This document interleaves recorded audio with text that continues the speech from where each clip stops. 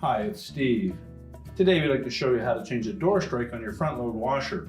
It's a really easy repair, so let me show you how we do it. Now to change this part, we'll begin by opening the door up.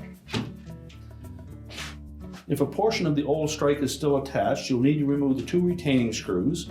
They're normally a number 20 Torx head screw.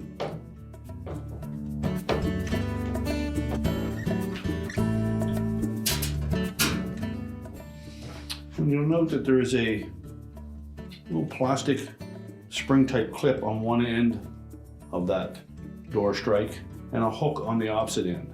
So if it's still intact, you'll need to depress that little plastic tab and lift the old one away.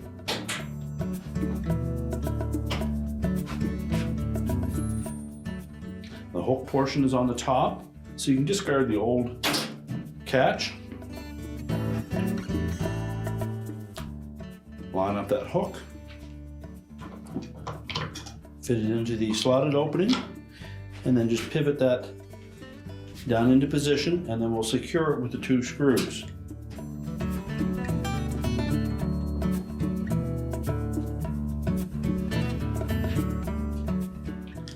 Use caution not to over tighten those screws and strip them.